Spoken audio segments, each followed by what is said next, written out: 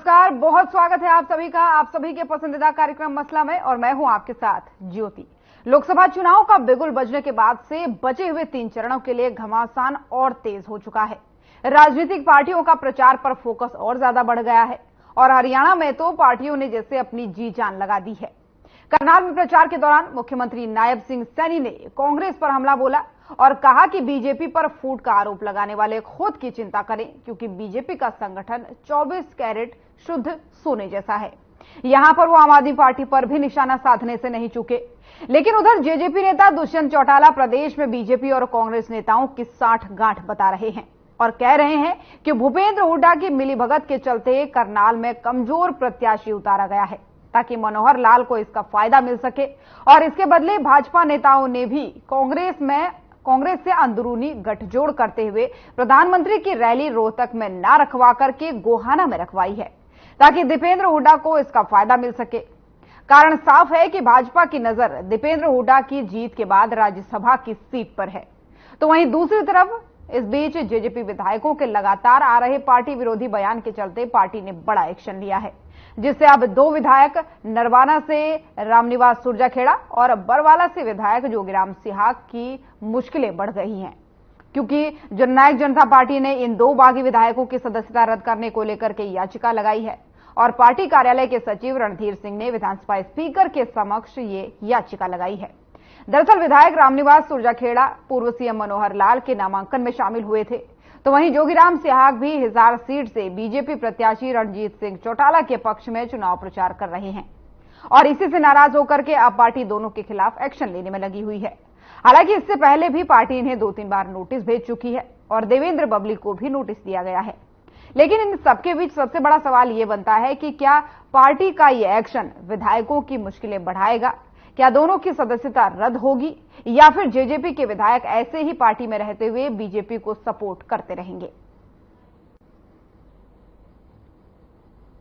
और करनाल के लोगों का सहयोग आशीर्वाद को भरपूर मिल रहा है।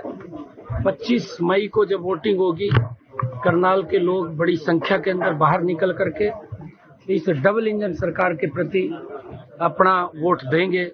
नरेंद्र मोदी जी को यहां से बड़े मैंडेट के साथ कमल का फूल खिलेगा। मनोहर लाल जी दिल्ली में लेकर के जाएंगे और एक कमल का फूल चंडीगढ़ में जाएगा।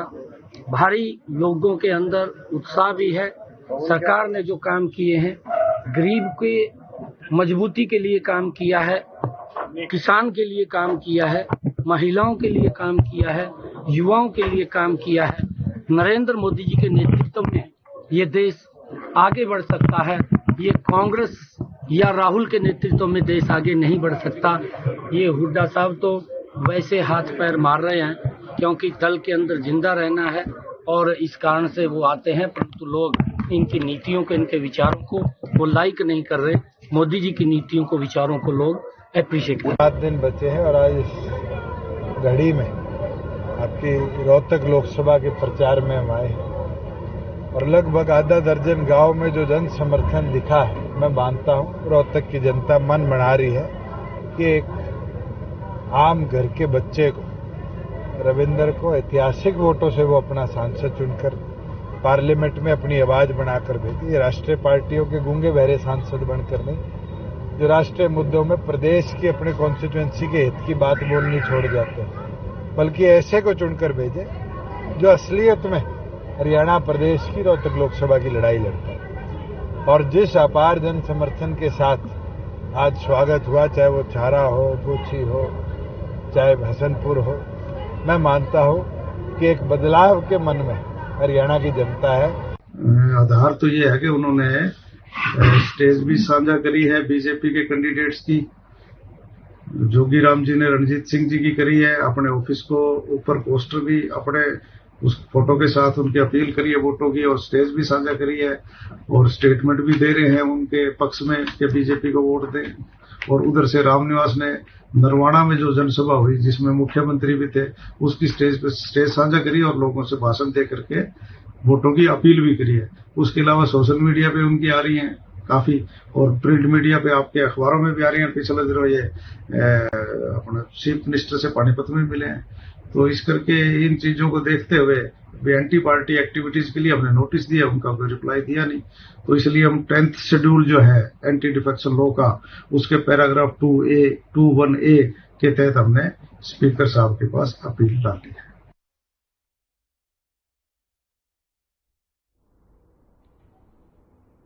तो चुनाव के मद्देनजर प्रचार प्रसार तेजी पर है। आपको बता दें कि लगातार दौरे चल रहे हैं, पार्टियों के जो है रैलियां चल रही हैं, बैठकें चल रही हैं और चुनाव प्रचार जो है लगातार तेजी पकड़ रहा है, क्योंकि 25 मई को हरियाणा में मतदान होना है, यानी लोकसभा चुनाव के छठे चरण में मतदान होगा। लेकिन उससे पहले पार्टियां पूरी तरीके से तैयार नजर आ रही हैं।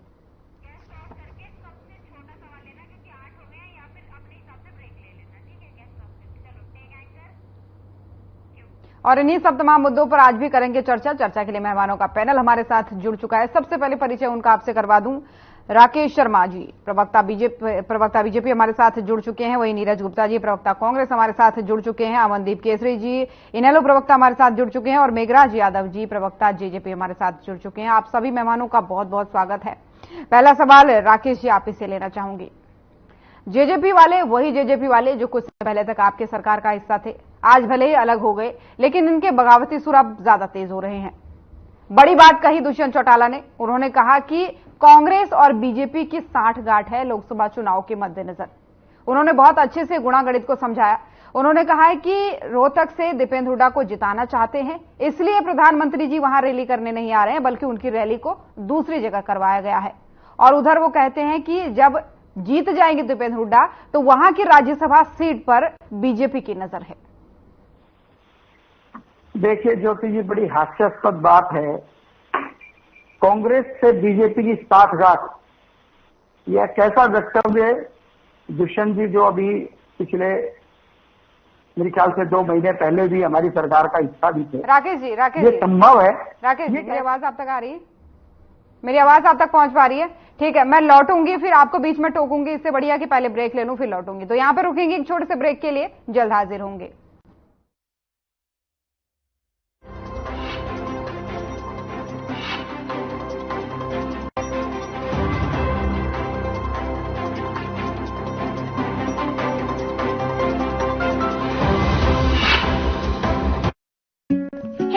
Hey, look, I can download a song really fast. I can make dosas faster. Must be joking. बस 3 easy steps. भारत को विश्व की तीसरी सबसे बड़ी आर्थिक शक्ति बनाएंगे, ये है मोदी की guarantee. Hey mom, hey, look, I can download a song really fast. I can make dosas faster. Must be joking. बस 3 easy steps. Mix with water, spread batter, fry. गाना डाउनलोड हुआ? नहीं, पर तब तक मैं इडली बनाती हूँ। हमने बनाया किट से। बेटा, न बिजली न बीमा, हम किसानों को तो धोखा ही मिला वोट के बदले। और पापा आपको? बिचौलिए। पर हमें तो मिला है मोदी। बस एक वोट दिया था। अपने हरियाणा में फसल का पैसा और किसान सम्मान निधि सीधा खाते में आ जाती है। सबसे ज्यादा फसलों पर MSP मिलती है। खाद बीज की कभी कभी नहीं होती। सिर्फ तारीफ ही नहीं, वोट भी दो बच्चों, तभी तो आएगी मोदी सरकार। कमल का बटन दबाएं, भाजपा को जिताएं।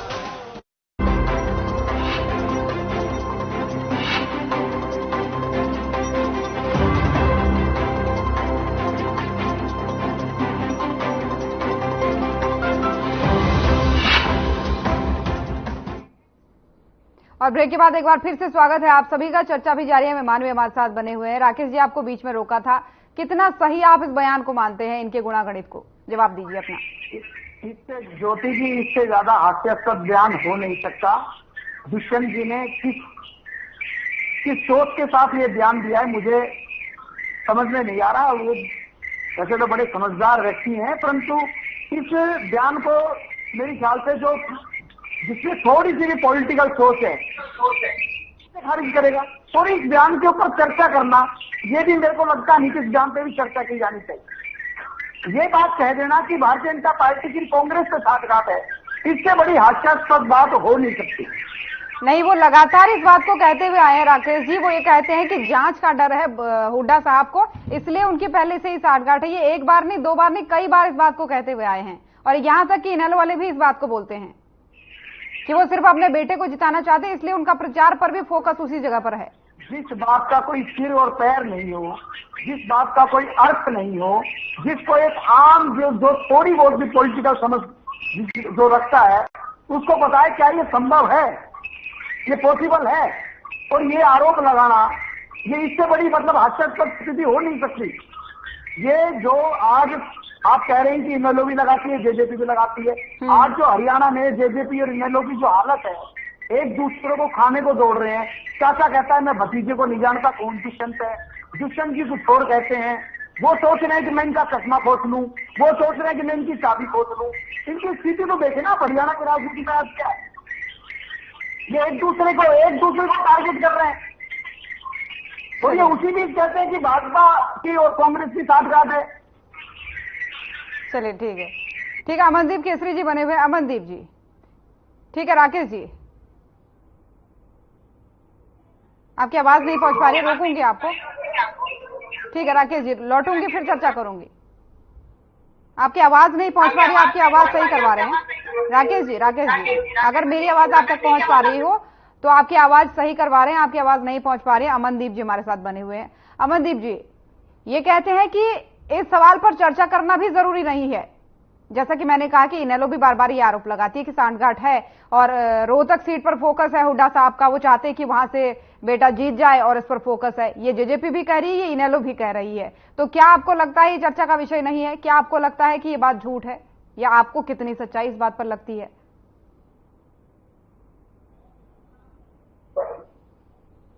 अमनदीप जी, आपकी आवाज नहीं पहुंच पा रही है।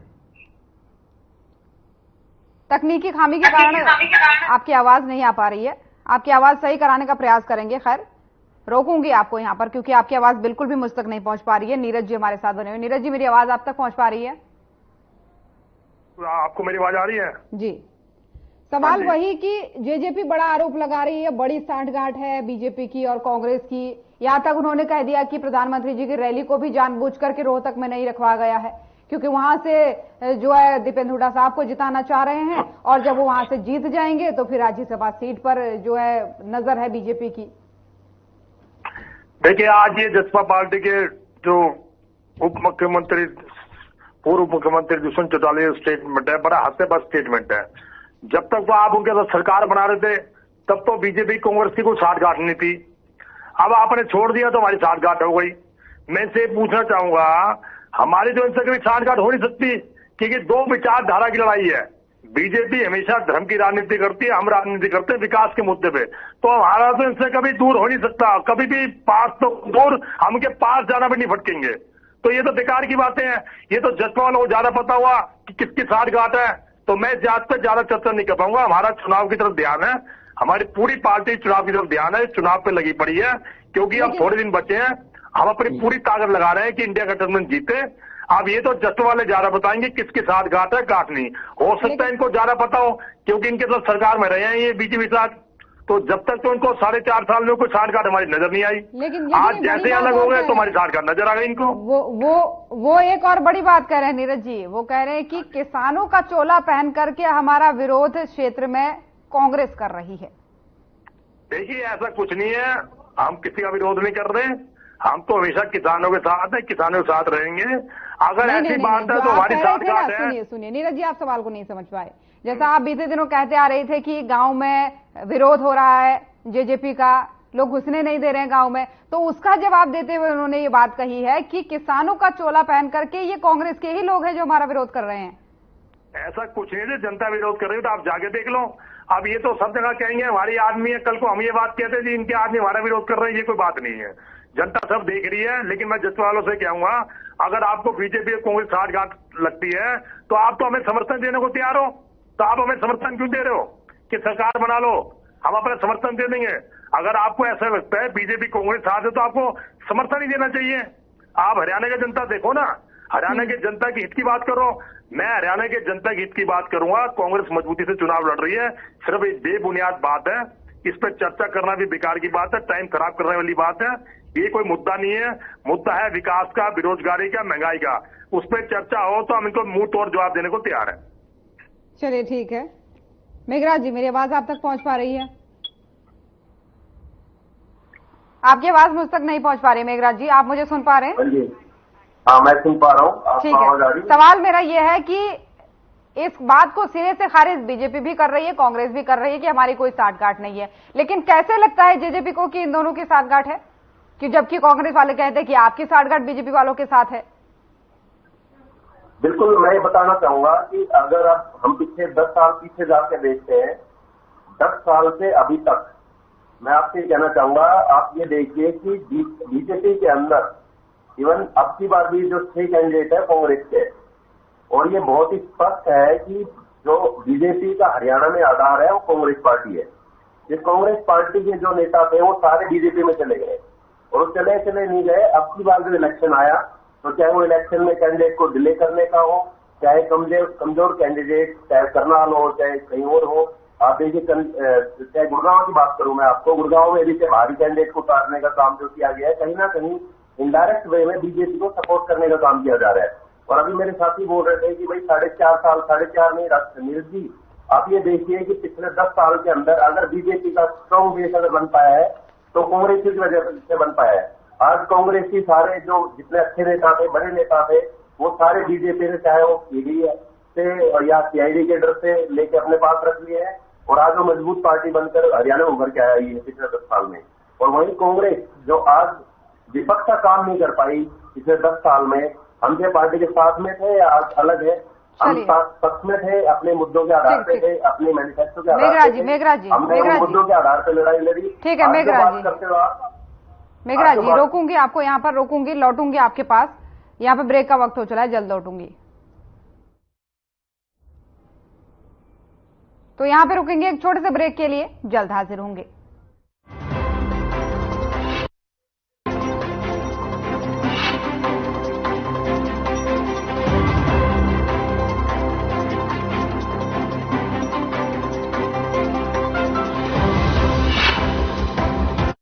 जारी रहेगी भ्रष्टाचार के खिलाफ जीरो टॉलरेंस की नीति।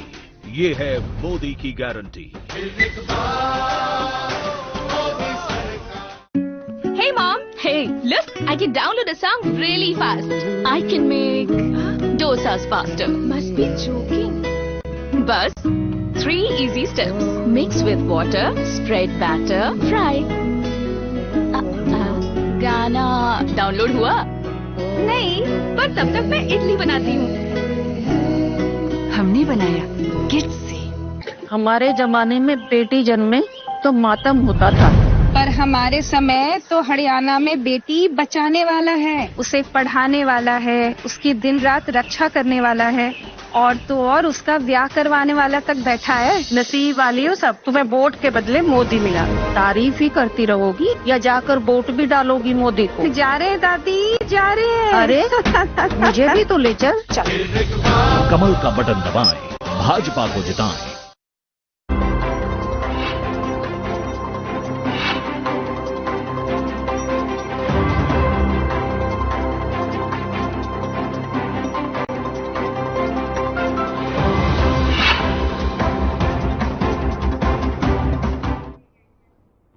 और ब्रेक के बाद एक बार फिर से स्वागत है आप सभी का। तो चलिए चर्चा जारी है, मेहमान हमारे साथ बने हुए हैं। मेघराज जी आपके पास लौटूंगी, लेकिन उससे पहले अमनदीप केसरी जी आपसे एक सवाल ले लेती हूं। मेरी आवाज आप तक पहुंच पा रही है? अमनदीप जी, मुझे सुन पा रहे हैं आप?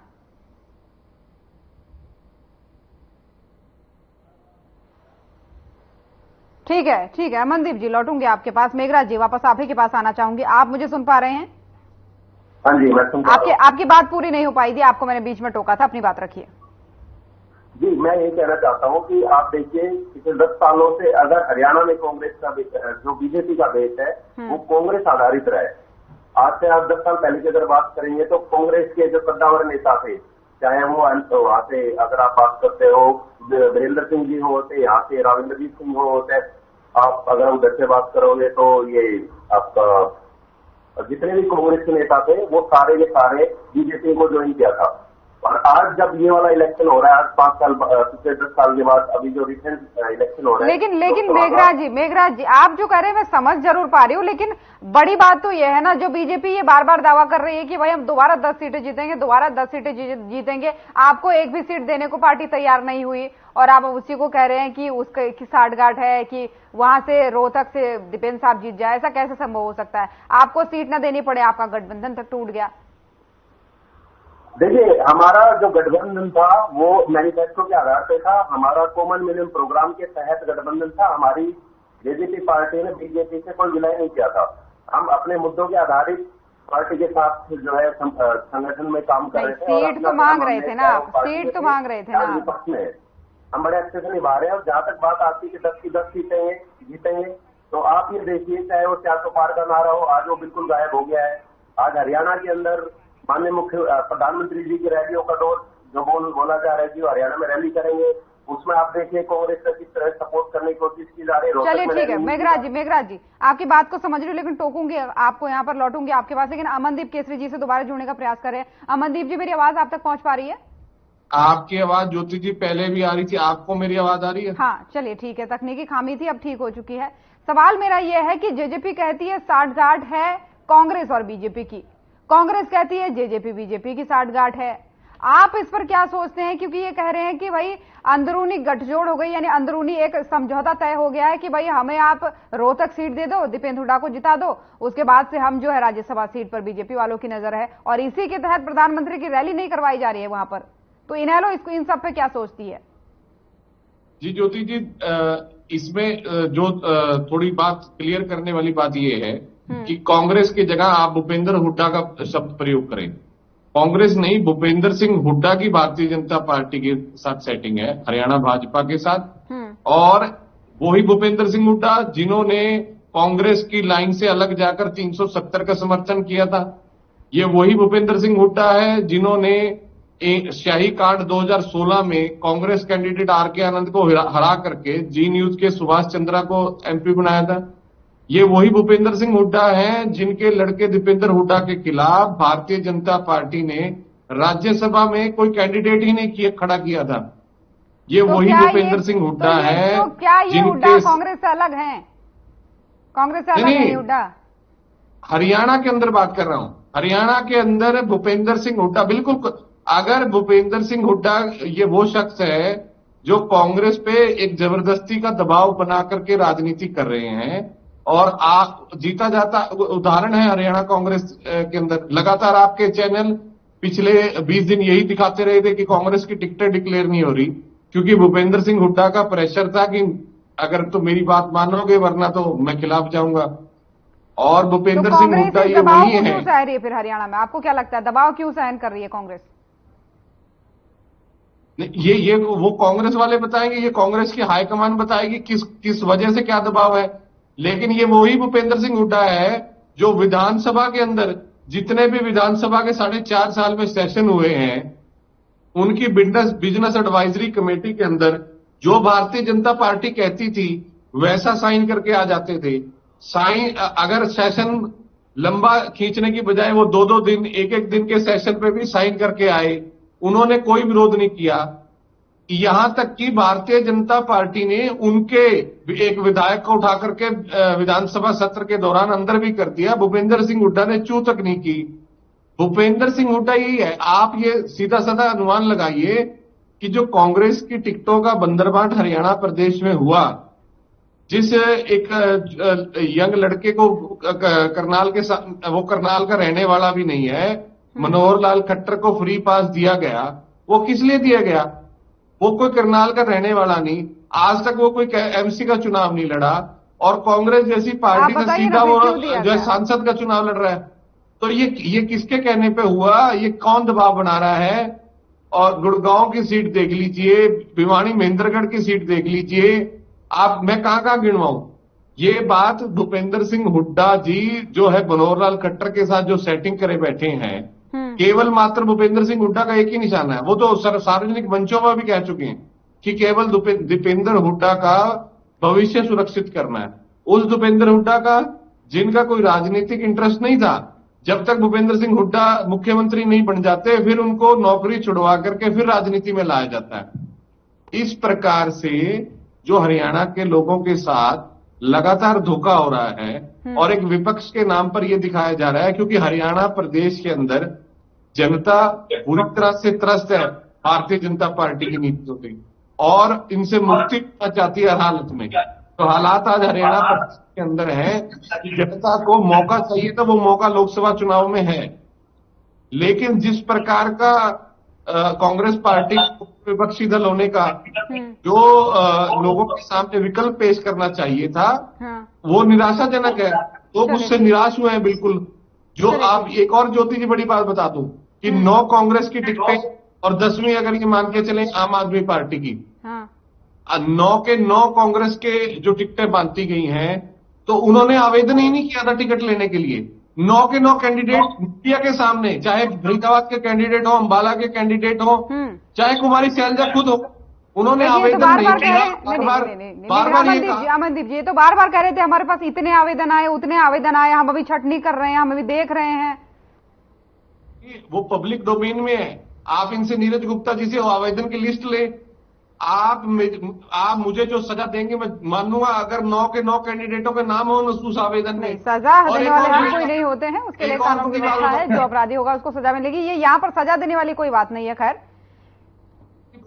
जो है ये बता दें, मुझे लगता है फरीदाबाद से ही है। खुद फरीदाबाद के कैंडिडेट कह रहे हैं कि मैं चुनाव नहीं लड़ना चाहता था। अब इससे ज्यादा क्या सबूत होगा? अंबाला का कैंडिडेट कह रहा है मैं चुनाव नहीं लड़ना चाहता था और भारतीय जनता पार्टी बार बार यही कह रही थी। इससे ज्यादा क्या सबूत होगा? कौन अपने कार्यकर्ताओं के साथ इतना ज्यादा विश्वासघात करेगा? काफी बड़े बड़े आरोप आपने लगाए, बड़े सवाल आपने उठाए। अमनदीप जी यहाँ पर रोकूंगी आपको, अमनदीप जी रोकूंगी, ब्रेक का वक्त हो चला है तो यहाँ पे रोकेंगे। एक छोटे से ब्रेक के लिए जल्द हाजिर होंगे।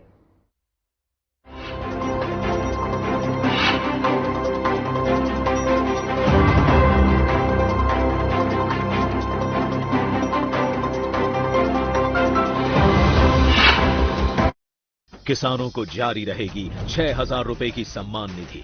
यह है मोदी की गारंटी।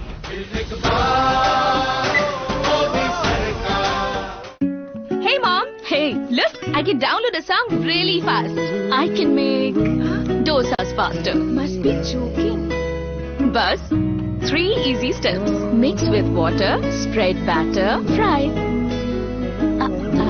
गाना डाउनलोड हुआ? नहीं, पर तब तक मैं इडली बनाती हूँ। हमने बनाया किट से। चाचा नौकरी लग गई है, 2 कड़क चाय बना दो। मोदी जैसी कड़क चाय ना, जब पानी उबालता हूँ तो भाई भतीजावाद, क्षेत्रवाद, जात पात सब खत्म हो जाते हैं और जब अदरक कूटता हूँ तो समझो चमचों और बिचौलियों की कुटाई हो रही हो। मेहनत की आग में चाय पकती है, सारे खर्चियाँ और पर्चियाँ छन के अलग हो जाती हैं। अभी तो हरियाणा के युवाओं को मेरिट पे नौकरी मिल रही है। मोदी जी को वोट देने का कड़क रीजन दे दिया चाचा ने। कमल का बटन दबाएं, भाजपा को जिताएं।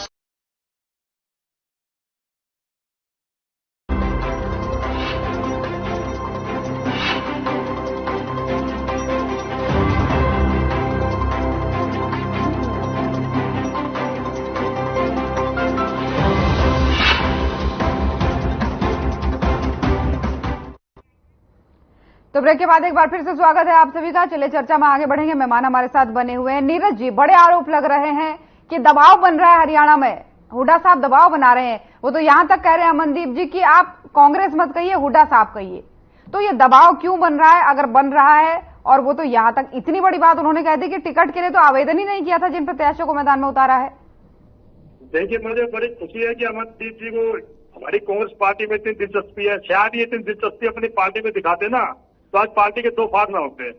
इनसे अपनी पार्टी तो संभाली नहीं गई, अपने पोते को संभाल लेते हैं, भतीजों संभाल लेते हैं। आज इनेलो का ये हल्ला होता, इनेलो भी विपक्षी पार्टी होती हमारे बात की, तो आज एक सीट पे रहेंगे। सब सवाल का सुनिए अमनदीप जी लौटूंगे बीच में नहीं। सुनिए, अगर इनको इतनी दिलचस्पी है कांग्रेस पार्टी में तो मुझे तो खुशी है। अगर आपको इतना कांग्रेस पार्टी के बारे में पता है, बीच में नहीं, आपको इतना कांग्रेस पार्टी के बारे में बताओ, कांग्रेस में आ जाइए। आपकी दिलचस्पी कांग्रेस से शुरू, आपकी पूरी डिबेट में कांग्रेस कांग्रेस कांग्रेस। आपने अपनी इनोले की उपलब्धियों में कुछ नहीं गिनवाया, कोई काम नहीं गिनवाया। आप डिबेट काम पे हरियाणा के विकास की बात कर रहे हैं, ना कि पर्टिकुलर पार्टी की बात कर रहे हैं। अरे महाराज, अगर आप इतना अच्छा मैनेजमेंट करते हो, सुनो मेरी बात, अगर इतना अच्छा मैनेजमेंट आपका है तो अपनी पार्टी को संभाल लेते हैं। आपकी पार्टी के 2 टुकड़े हो गए, इतनी बड़ी पार्टी जिसने बड़ी बड़ी पार्टी, सुनिए, इतनी बड़ी पार्टी जिसने हरियाणा का शासन किया, आज उसका एक MLA है। आप अपनी पार्टी पे ध्यान दो। मैडम जी, मैं कहना चाहूंगा ज्योति जी, सब बेबुनियाद आरोप है। हमारी कांग्रेस की जो है डीसी वो डिसाइड करती है किसको टिकट देनी किसको नहीं। ये सिर्फ बेकार की बात है। रही दीपेंद्र हुड्डा जी की बात, दीपेंद्र हुड्डा तो वैसे ही राज्यसभा मेंबर थे, वो वैसे भी जीतेंगे, उसको क्वेश्चन नहीं उठता कि राज्यसभा सीट बीजेपी को दे देंगे। वो तो कह रहे हैं कि वो राजनीति में आना ही नहीं चाहते थे और जबरदस्ती उनका भविष्य सुरक्षित करने की बात कही जा रही है। तो कैसे पता नहीं आना के MP है इतनी बार के भाई युवा अध्यक्ष रह चुके, तो कांग्रेस पार्टी ने ऐसे ही सुना है क्या? आप उनकी फैन फॉलोइंग देखिए, पूरे हिंदुस्तान में देखिए, सब कुछ देखिए। तो ये सिर्फ अपनी अपनी बात करते हैं। मैं इनसे कहना चाहूंगा, अपने इनेलो की तरफ ध्यान दे दो। हमें तो अच्छा है कि आप जैसी कोई और विपक्षी पार्टी आए मिलकर मुकाबला करेंगे, आपका उस चीज पर तो ध्यान है ही नहीं बिल्कुल। आप सिर्फ ये बातें करते हैं। कांग्रेस के भूपेंद्र हुड्डा जी क्या है या कांग्रेस का शासन क्या है? कांग्रेस हाईकमान पे, अरे हाईकमान कोई बर्दाश्त नहीं करता। हमारे इतने नेता छोड़ गए तब नहीं हमने परवाह करी, चाहे ज्योतिराज सिंधिया हो। अभी आपने कहा सारे नेता छोड़ के सब कुछ, लेकिन वो छोड़ के गए, उसका नुकसान तो आपको हुआ ही। पार्टी में वही आदमी रह सकता है जो आपको नुकसान हुआ, जो डरपोक ना हो, जो बब्बर शेर रहते हैं पार्टी में, जो डरपोक है वो नुकसान हुआ। आपसे आप चाहे नीरज जी उससे इनकार कहे ना कहे, वो बड़ा नुकसान था। और वो क्यों छोड़ के गई ये आप लोग बहुत अच्छे से जानते हैं। खैर रोकूंगी नीरज जी, यहाँ पर रोकूंगी, समय की थोड़ा सा कमी है। मेघराज जी, एक बड़ा सवाल आपसे लेना चाहूंगी। एक तरफ आप कहते हैं कि हमारे सारे विधायक एकजुट हैं, कांग्रेस को समर्थन देने की बात करते हैं कि भाई हम साथ आ जाएंगे अगर आप सरकार के खिलाफ जाना चाहते हैं तो, लेकिन दूसरी तरफ आप उनके खिलाफ आप याचिका दायर करते हैं उनकी विधायकी रद्द होने के लिए। तो क्या कारण सिर्फ जो पार्टी विरोधी बयान वो दे रहे थे वो है, या समर्थन में जा रहे हैं? मनोहर लाल की बात करें चाहे रणजीत चौटाला की बात करें, उनके समर्थन में जा रहे हैं, यही कारण है या कुछ और भी है? जी बिल्कुल, मैं बताना चाहूंगा कि क्या स्टैंड है पार्टी का इस पर? अभी हम नीरज जी को सुन रहे थे, वो बहुत जोर लगा के बोल रहे थे कि दोनों पार्टी अलग नहीं होती। देखिए, हमारी पार्टी तो हरियाणा बेस की पार्टी है, लेकिन अभी उन्होंने खुद भी स्वीकार किया कि ऑल इंडिया लेवल पे कैसे कांग्रेस के बड़े बड़े नेता छोड़कर बीजेपी में गए। वो उन्होंने फिर से एक बार इस बात पे मोहर लगाई है कि बीजेपी आज जहां स्टैंड करती है उसके पीछे कांग्रेस का बहुत बड़ा हाथ है।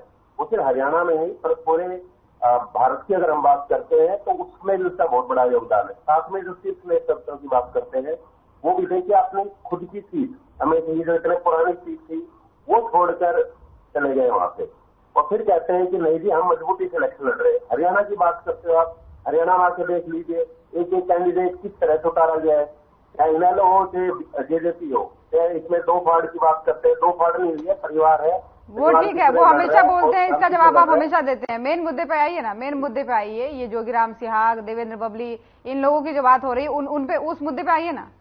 आप कहते हैं कि एक साथ है, कहाँ एक साथ है? अब आपको उनकी सदस्यता रद्द करने की याचिका लगाने की जरूरत पड़ जा रही है कि हम जो है कांग्रेस पार्टी की तरह नहीं है। अगर कोई पार्टी विरोधी सवाल उठाता है हम उस पर साथ के साथ एक्शन लेते हैं। जैसे हमें पता चला था उसी टाइम हमने, जैसे ही पता चला था, हम इतने समय से आपको बताए जा रहे हैं, हर डिबेट में कह रहे हैं कि भाई आपके विधायक आपके खिलाफ बोल रहे हैं, तब तो आप मानने को तैयार ही नहीं थे।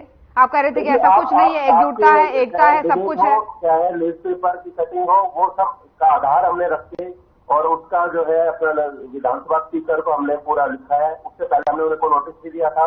और बीजेपी बहुत ही जिम्मेवारी के साथ, और ऐसे नहीं कि कांग्रेस की तरह छोड़ रहे। हमारे यहाँ अगर कोई विरोध करता है, पार्टी की गतिविधियों के अगेंस्ट आता है, तो जो भी प्रोसेस है हम डे 1 से उसको फॉलो कर रहे हैं। और उसी कड़ी के अंदर हमने स्टेप लिया है कि अगर हमारे पास, तो अब आप मान रहे हैं ना, अब आप इस बात को तो मान रहे हैं कि आपके कुछ विधायक जो है वो बीजेपी को समर्थन दे रहे हैं।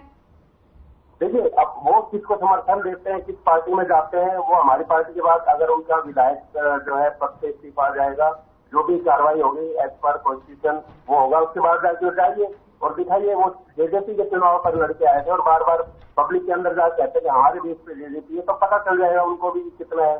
जनता सब देख रही है। अगर उन्हें इतना अपने आप पे विश्वास है तो आइए और देखिए। जहां तक मान सम्मान की बात है, किसी का स्वाभिमान की बात है, तो जितना मान सम्मान पार्टी ने उनको इतने साल तक दिया, अगर वो बाहर जाएंगे तो पता चल जाएगा। एक दिन गले में पट्टा पहनाया जाएगा, दूसरे दिन से उनको कोई नहीं पूछेगा।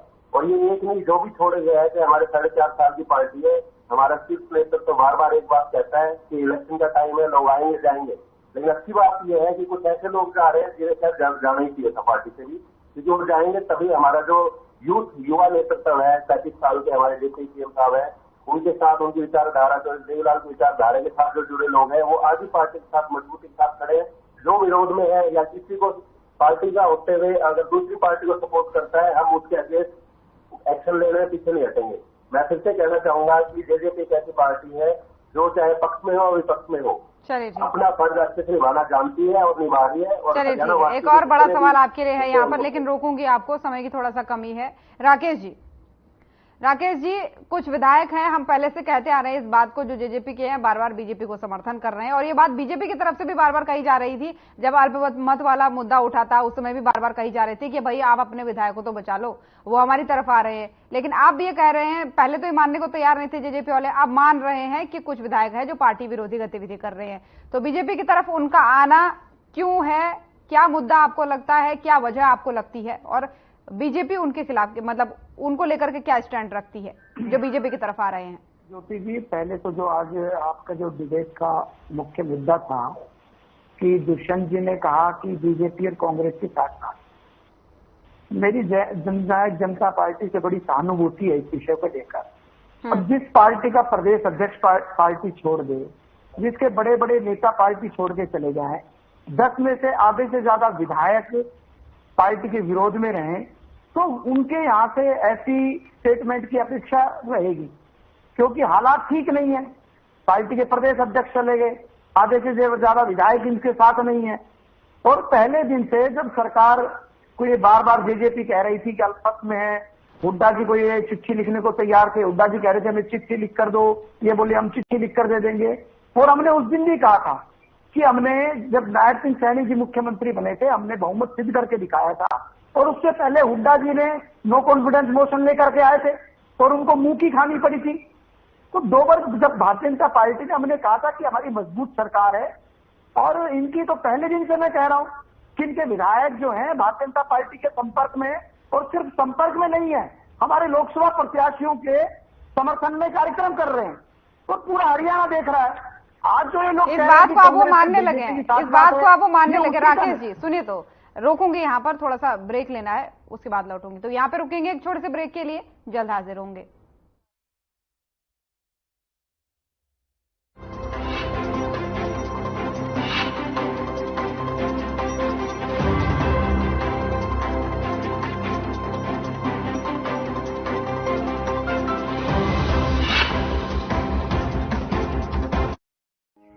बेटा, न बिजली न बीमा, हम किसानों को तो धोखा ही मिला वोट के बदले। और पापा आपको? बिचौलिए। पर हमें तो मिला है मोदी, बस एक वोट दिया था। अपने हरियाणा में फसल का पैसा और किसान सम्मान निधि सीधा खाते में आ जाती है। सबसे ज्यादा फसलों पर एमएसपी मिलती है। खाद बीज की कभी कमी नहीं होती। सिर्फ तारीफ ही नहीं, वोट भी दो बच्चों, तभी तो आएगी मोदी सरकार। कमल का बटन दबाएं, भाजपा को जिताएं। Hey mom, hey, look, I can download a song really fast. I can make dosas faster. Must be joking. Bus, 3 easy steps. Mix with water, spread batter, fry. गाना डाउनलोड हुआ? नहीं, पर तब तक मैं इडली बनाती हूँ। हमने बनाया किड्स से। भारत को ग्लोबल मैन्युफैक्चरिंग हब बनाएंगे, जिससे युवाओं को रोजगार के नए अवसर मिलेंगे। ये है मोदी की गारंटी।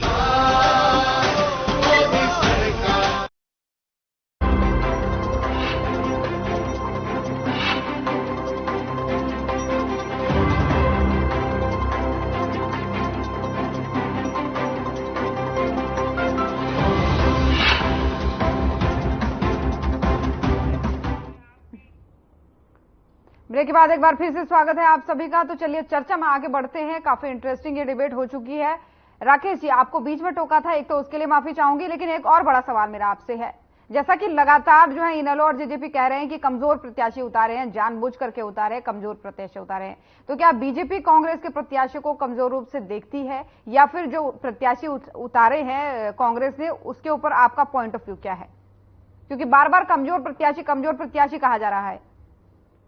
आप तो कह रही हैं कि कमजोर प्रत्याशी, ये आरोप लगा रहे कमजोर प्रत्याशी उतारे। अब जिसके पास जो सामान होगा वो वही तो उतारेगा ना। अब इनकी तो पूरी पार्टी कमजोर है। कांग्रेस की हालत पूरे देश में है क्या? आप देखिए 2014 में क्या स्थिति थी, 2019 के चुनाव में क्या स्थिति हुई, और अब 2019 से वापस 2014 से भी नीचे जाने वाले। कांग्रेस पूरी तरह से, और हरियाणा में तो कांग्रेस में संगठन नाम की चीज नहीं है। कांग्रेस में तो विघटन ही विघटन है, गुट के गुट बने हुए, टोल के टोल बने हुए। कोई SRK गुट है, कोई हुड्डा गुट है, कोई किरण चौधरी गुट है। कांग्रेस अपने आप को इतनी सुरफुट्टू बोल है कि एक दूसरे को हराने के लिए लगे हुए। अब कांग्रेस पूरी तरह से कमजोर है, तो मजबूत प्रत्याशी या कमजोर प्रत्याशी वाला तो कोई विषय ही नहीं है। हाँ, मैं तो ये कह सकता हूं कि भारतीय जनता पार्टी हरियाणा में पूरी मजबूती से, पूरे देश में मजबूती से खड़ी है। पूरा संगठन हमारा खड़ा है और पूरी पार्टी एक मत से, एक मंतव्य से लोकसभा, जो महापर्व है लोकतंत्र का, इसके अंदर हम लगे हुए हैं। और निश्चित तौर पर 10 सीटें लोकसभा की और करनाल विधानसभा के समय 11 कमल खिलेंगे हरियाणा के अंदर। लेकिन ये जो कह रहे हैं कि रणदीप, माफ कीजिएगा, दीपेंद्र हुड्डा के साथ जो साठगांठ हो रखी है उस सीट से, राज्यसभा सीट पर नजर है, इस पर इनको जवाब क्या देंगे? जिन दीपेंद्र हुड्डा को हमने 2019 में हराया, उनसे साठगांठ की क्या आवश्यकता है? जिन दीपेंद्र हुड्डा के पिताश्री पिछली बार सोनीपत से लड़े, अब की बार हिम्मत नहीं जुटा पा रहे वो चुनाव लड़ने की, उनसे क्या साठगांठ करें? कांग्रेस से साठगांठ की जरूरत है? फिर कुमारी शैलजा ने कहा मैं चुनाव नहीं लड़ना चाहती, उसको टिकट कमा दिया। इनसे साठगांठ की जरूरत है हमें?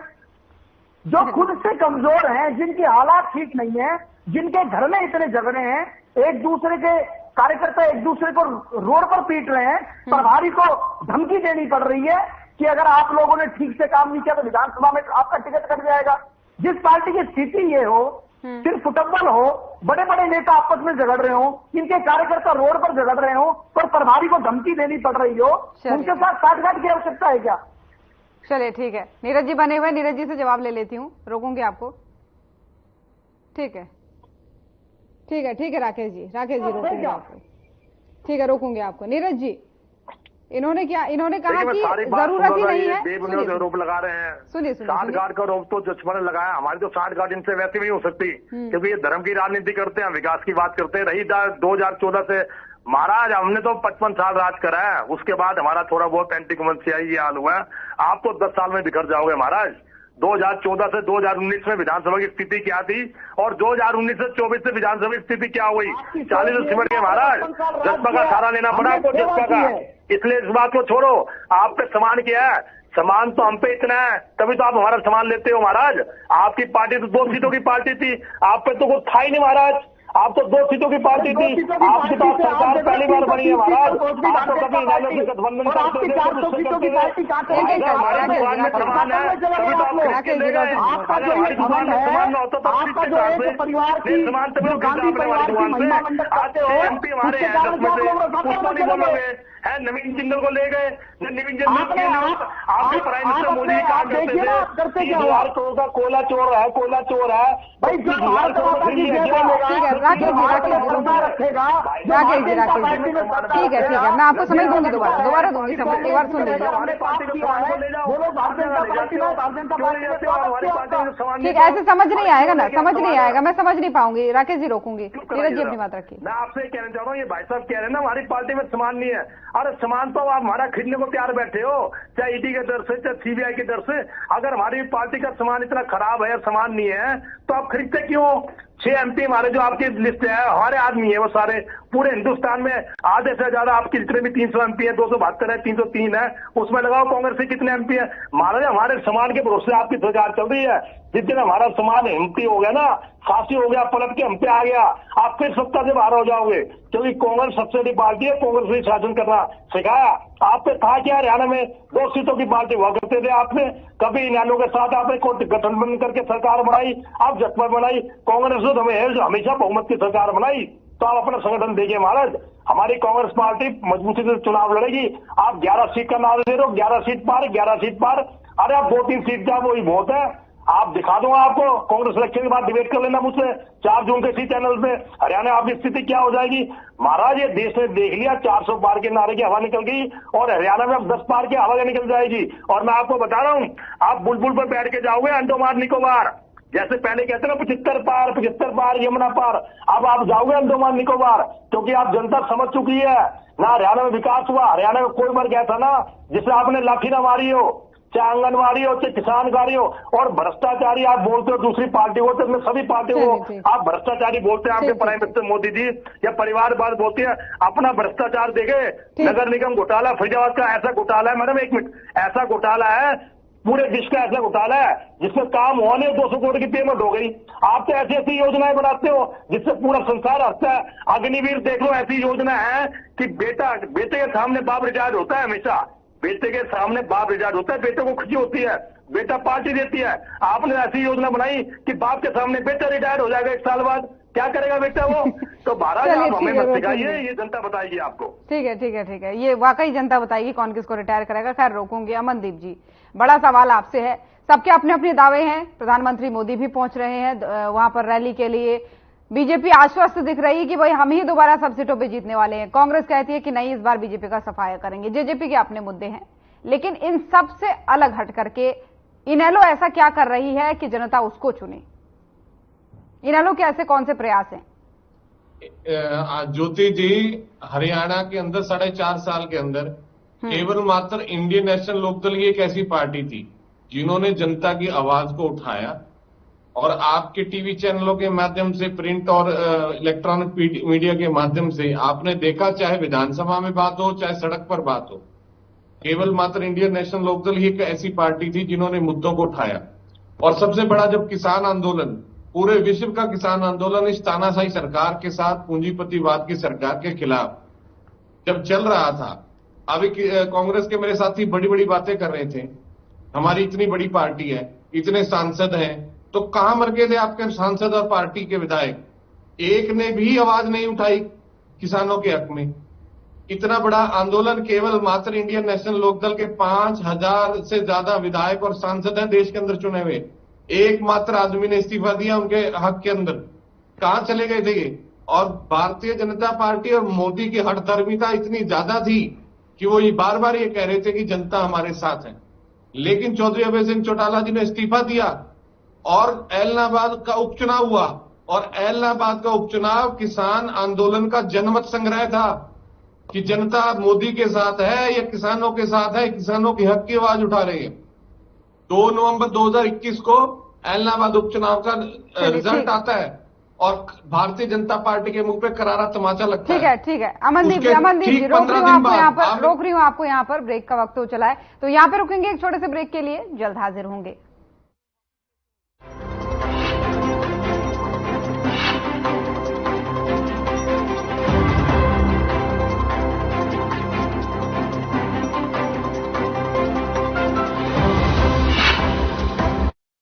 भारत को विश्व की तीसरी सबसे बड़ी आर्थिक शक्ति बनाएंगे, यह है मोदी की guarantee. Hey mom, hey, look, I can download a song really fast. I can make dosas faster. Must be joking. Bus, 3 easy steps. Mix with water, spread batter, fry. गाना डाउनलोड हुआ? नहीं, पर तब तक मैं इडली बनाती हूँ। हमने बनाया किड्स से। हमारे जमाने में बेटी जन्मे तो मातम होता था, पर हमारे समय तो हरियाणा में बेटी बचाने वाला है, उसे पढ़ाने वाला है, उसकी दिन रात रक्षा करने वाला है, और तो और उसका ब्याह करवाने वाला तक बैठा है। नसीब वाली हो सब, तुम्हें वोट के बदले मोदी मिला, तारीफ ही करती रहोगी या जाकर वोट भी डालोगी मोदी को? जा रहे दादी, जा रहे हैं। अरे मुझे भी तो ले चल। कमल का बटन दबाएं, भाजपा को जिता।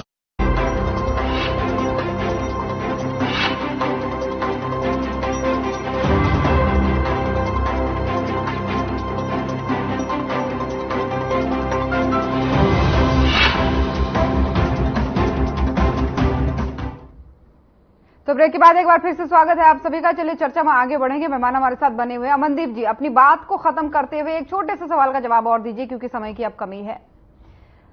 जेजेपी का ये कहना है कि उनका विरोध नहीं हो रहा है गांव में, बल्कि कांग्रेस जो है किसानों का चोला ओढ़ करके उनका विरोध कर रही है। छोटा सा जवाब, इसका रिएक्शन आपका। मैं ज्योति जी इसका जवाब दूंगा, उससे पहले मैं यही बात कंप्लीट कर रहा था कि किसान आंदोलन के अंदर जो एलनाबाद का उपचुनाव था वो जनमत संग्रह था कि जनता किसके साथ है, और वो जनमत संग्रह किसकी वजह से हुआ? चौधरी अभय सिंह चौटाला की वजह से। 2 नवंबर 2021 को एलनाबाद का उपचुनाव आता है, भारतीय जनता पार्टी को मुंह की खानी पड़ती है और 19 नवंबर 2021 को प्रधानमंत्री मोदी दोनों हाथ जोड़ करके किसानों से माफी मांग करके वो तीनों काले कानून वापस लेते हैं। ये केवल इंडियन नेशनल लोकदल के संघर्ष का, चौधरी अभय सिंह चौटाला जी के त्याग का परिणाम था। और उस आहुति के अंदर जो किसान आंदोलन की मैं बता दूं, भूपेंद्र सिंह हुड्डा का क्या रोल रहा? ये जाकर के एलनाबाद कहते हैं कि कांडा मेरा दोस्त है, भारतीय जनता पार्टी वाला प्रत्याशी। तो जनता ये देख रही है। आपने पूछा था पहला सवाल कि इंडियन नेशनल लोकदल क्या अलग से पेश करी। इंडियन नेशनल लोकदल ने एक विकल्प पेश किया भारतीय जनता पार्टी के खिलाफ और लोगों ने देखा कि कांग्रेस नहीं पेश कर पा रही है, विपक्ष की भूमिका नहीं निभा पा रही है, तो इंडियन नेशनल लोकदल, एनसीपी, आरजेपी और जो अन्य पार्टियां हैं 4-5 उनका गठबंधन है और किसानों ने भी अब साथ दे दिया है। 10 के 10 प्रत्याशियों पर हम भारतीय जनता पार्टी के प्रत्याशियों को हराने का काम करेंगे। और जो बीजेपी की बात कर रहे हैं कि भाई जो है किसान नहीं है, मैं समझ रही हूँ आपकी बात को, समय की थोड़ा सा कमी है। मेघराज जी, आप कुछ कहना चाह रहे हैं इस वक्त? मेरा ये वाला जवाब भी दीजिएगा कि आप जो कह रहे थे कांग्रेस कर रही है ये विरोध जो है किसानों का चोला ओढ़ करके, इस पर भी जवाब दीजिएगा। आपके पास मात्र 30 सेकंड है। जी बिल्कुल ठीक कहा आपने। और ये सरल ये मैंने नहीं कहा, ये आपका कहना है। देखिए मैं नहीं कह रहा, सारी आप जाकर देखिए कांग्रेस के कार्यकर्ता, जैसे कि हमने पहले बताया कि कैंडिडेट को डिले किया तो कहीं ना कहीं जो कार्यकर्ता है वो दिशाहीन हो गए। दिशाविहीन होकर जहां प्रत्याशी हमारे वोट मांगने के लिए जाते हैं, जो कि महिला प्रत्याशी है हमारी नैना जी, उनके साथ साथ 3-3, 4-4 गांव पीछा करते हैं। उसके बाद जो है स्कूल के दरवाजे को उखाड़ा जाता है, दीवारों पर चढ़कर पत्थरबाजी की जाती है। तो मुझे लगता है कि जो किसान खेतों में मेहनत करता है, पूरे देश को अन्न देता है, जिससे सबका पेट भरता है, वो कहीं ईंट और पत्थर की बात करेगा। और इसके लिए हमने बहुत उससे किसानों के नेताओं से भी आग्रह किया कि वो सामने आए और इस बात को क्लैरिफाई करे। ठीक है, जो नेता है कांग्रेस के हैं, ठीक है, रोकूंगी, समय की कमी है। राकेश जी, छोटा सा रिएक्शन फाइनल।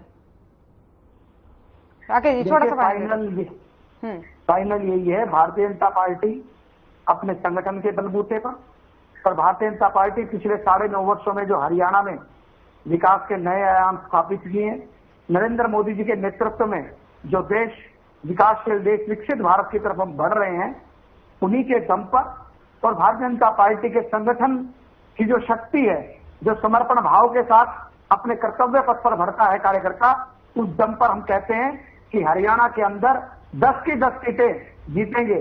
और 4 जून के बाद जब आप डिबेट पे गएंगे तभी ये जो हमारे प्रवक्ता साथी हैं ये मानेंगे, तभी उसके बाद ये दूसरा नया काम शुरू करने वाले हैं 2-3 दिन। आप देखना ज्योति जी, ये 2-3 दिन में शुरू कर देंगे। जैसे ही मोदी जी हरियाणा में आएंगे उसके बाद ये कहेंगे बस ईवीएम। चलिए ठीक है राकेश जी, समय की कमी है, रोकूंगी आपको। नीरज जी, छोटा सा कमेंट 10 सेकंड का फाइनल।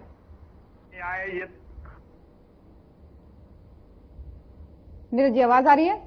10 सेकंड का फाइनल। मोदी भगवान तो है नहीं, मैं तो प्राइम मिनिस्टर की बात करूंगा। जो भी देश की नीतियों के खिलाफ करेगा उसका विरोध किया जाएगा, जनता उसको करेगी। वो देश के प्राइम मिनिस्टर है, ना कि सबका आपके हैं, वो पूरे देश के हैं। आ जाए कहीं आ जाए, सब जगह उनको मुंह पे खानी पड़ेगी। ये आपका जो अहंकार है ना रावण की तरह, ये अहंकार चूर चूर हो जाएगा, चिंता मत करो। अहंकार तो रावण का भी नहीं जला, तो आप क्या चीज है? ये जो आप बात करते हैं कि 1000 साल का खट्टा सब कहते थे, 1000 साल का प्यार है, जनता का प्यार है जो दिखता नहीं है। अरे सत्ता का प्यार नहीं, सत्ता का अहंकार तो गांधी परिवार का है, राम जी ने कांग्रेस खत्म कर दी अहंकार में। अरे राम जी, चलिए ठीक है, किसका अहंकार है किसका नहीं है, किसका चूर करना है किसका बरकरार रखना है, ये जनता के हाथ में। फिलहाल बहुत बहुत धन्यवाद आप सभी मेहमानों का हमारे साथ जुड़ने के लिए। तो चुनाव की जो है लगातार तैयारियों में हरियाणा में जुटे हुए हैं पार्टियां और अपने अपने दावे, अपने अपने वादों के बीच जो है चुनाव प्रचार जारी है। तो आज के मसले में इतना ही। नमस्कार।